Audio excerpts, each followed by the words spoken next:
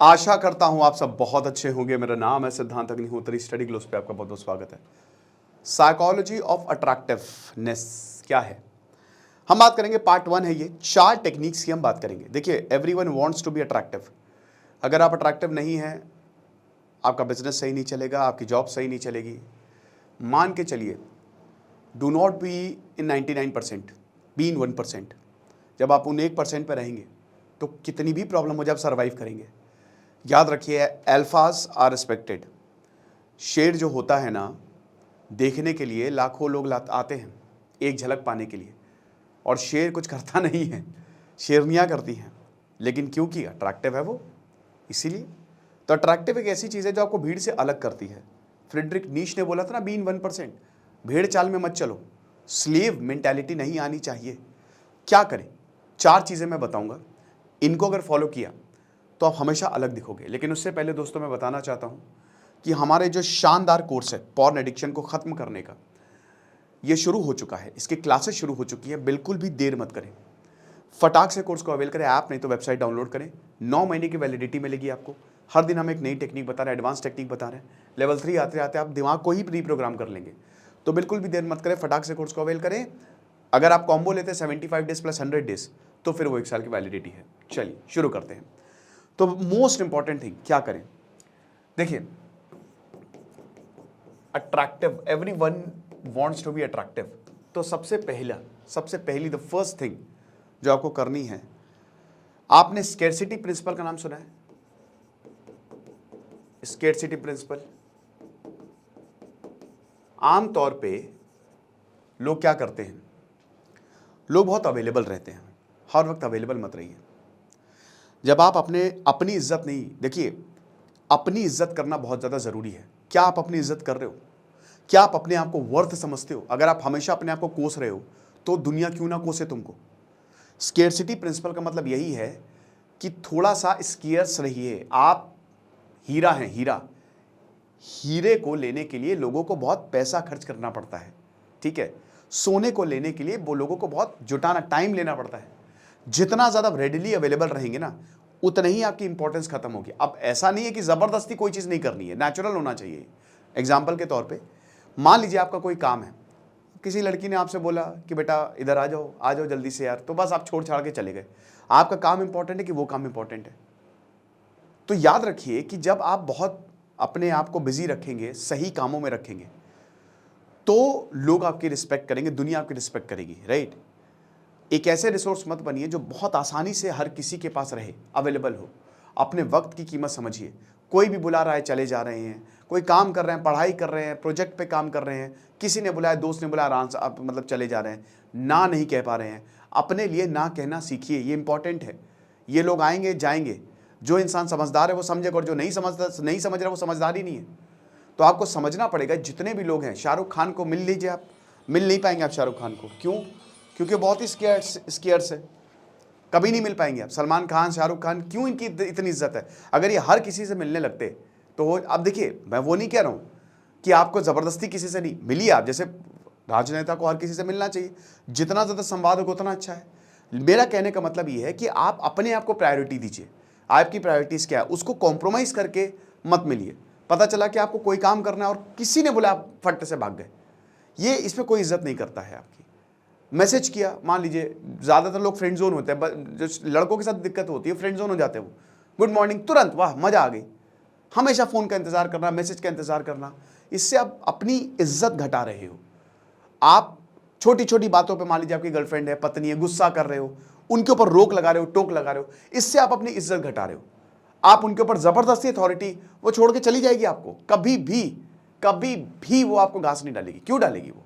ऐसे इंसान को जो इतना ज़्यादा इनसिक्योर है ना। तो इनसिक्योरिटी को ख़त्म करिए। आपको होना चाहिए कि आओ तो वेलकम, जाओ तो भीड़ कम, ये एटीट्यूड, ठीक है, कि मुझे अपना काम करना है। लोग आते रहेंगे, जाते रहेंगे, आएंगे तो रिस्पेक्ट है, और जाएंगे तो भी मेरी रिस्पेक्ट है।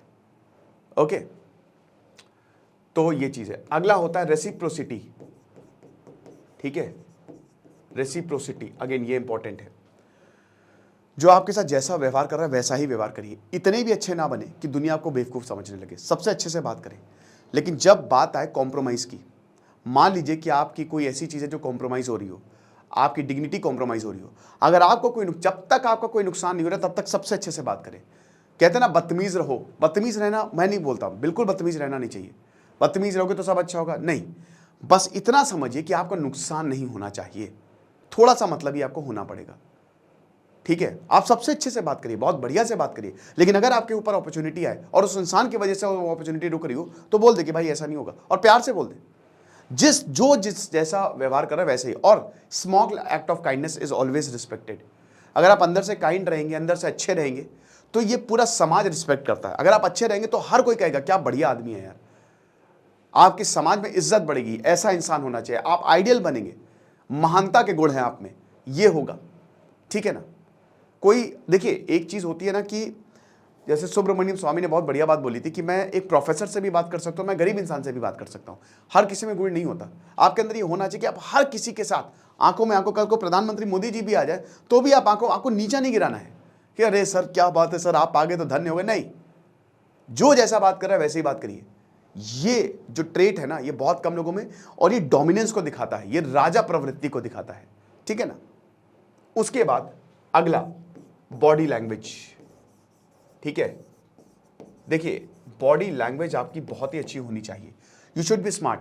सुंदर हर किसी का, देखिए सुंदरता एक वरदान है, हर किसी को नहीं मिलता, लेकिन स्मार्टनेस, एक इंसान सुंदर है, एक इंसान स्मार्ट है, 99% स्मार्ट लोगों को के ऊपर जाएंगे, याद रखिए।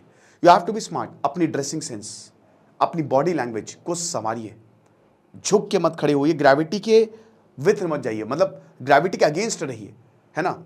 चिन अप, हेड्स अप, कंधे झुके नहीं होने चाहिए, हमेशा ग्रेविटी के ऊपर जाइए, ठीक है, एकदम ग्रेविटी के साथ मत जाइए। इसका मतलब आपके अंदर कॉन्फिडेंस नहीं है।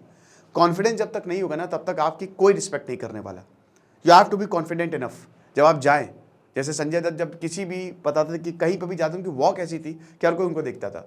ये प्रैक्टिस करें, बॉडी लैंग्वेज प्रैक्टिस करें, हैंड शेक आपका फर्म होना चाहिए, ड्रेसिंग सेंस प्रॉपर होना चाहिए, बढ़िया होना चाहिए, हल्का सा आप महकिए, फ्रेग्रेंस, ये इंसान को ऑटोमेटिकली अट्रैक्ट करती है, ठीक है ना।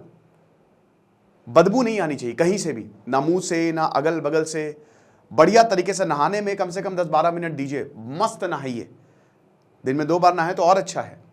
अच्छा खाइए जितना ज़्यादा हो सके, थोड़ा सा स्ट्रेस से दूर रहिए, स्ट्रेस होगा ही होगा, स्ट्रेस के बिना जिंदगी बेकार है, होगा ही स्ट्रेस, लेकिन ओवर थिंकिंग मत करिए, राइट।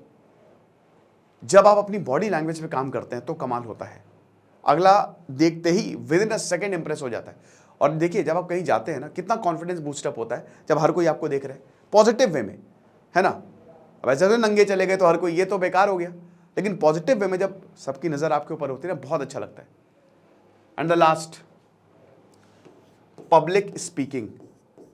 पब्लिक स्पीकिंग पे तो हमने एक बहुत ही शानदार कोर्स भी बनाया डॉक्टर मयूरिका दास ने, तो आप वो अवेल कर सकते हैं, साइकोलॉजिस्ट डॉक्टर मयूरिका दास ने। बट पब्लिक स्पीकिंग आपको प्रैक्टिस करनी पड़ेगी। ये स्किल एक ऐसी स्किल है, इस दुनिया में जो अच्छा बोलता है वो आगे जाएगा। आपके पास लाखों डिग्री है, लेकिन अगर अच्छा बोल नहीं पाते हो तो अनफॉर्चुनेटली आप थोड़ा पीछे रहोगे। अच्छे बोलने वाले मैंने देखा है कि बेवकूफ़ से बेवकूफ़ लोग आगे चले जाते हैं, हालांकि बाद में उनका बबल फट जाता है, लेकिन शुरुआत में उनको फ़ायदा होता है। तो पब्लिक स्पीकिंग पे ध्यान दीजिए, ठीक है। अपना एक्सेंट सही रखिए, जो भी आप बोल रहे हैं क्लियर बोलिए, वर्ड्स बहुत ही क्लियर होने चाहिए।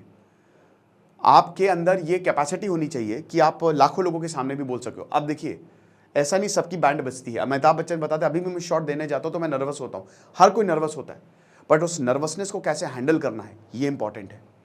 सो पब्लिक स्पीकिंग की ऐसी स्किल है ना जो आपको बहुत ज़्यादा फायदा देगी, और ये हर जगह, मतलब जो कौन नहीं चाहेगा कि बहुत बढ़िया, जैसे कोई आपसे बहुत अच्छे कॉन्फिडेंटली बोलता है, असर्टिव एफर्मेटिव अथॉरिटी से बोलता है तो कितना अच्छा लगता है ना। तो पब्लिक स्पीकिंग बहुत ज़्यादा मायने रखती है। ये 4 चीज़ें हैं, अगर आप करेंगे तो डेफिनेटली आप अट्रैक्ट होंगे। और बाकी आप हमारे कोर्स को ज़रूर अवेल करें, पब्लिक स्पीकिंग का कोर्स, पर्सनैलिटी डेवलपमेंट का कोर्स, पॉर्न एडिक्शन का कोर्स, बहुत फायदा करेगा आपको। Thank you so much.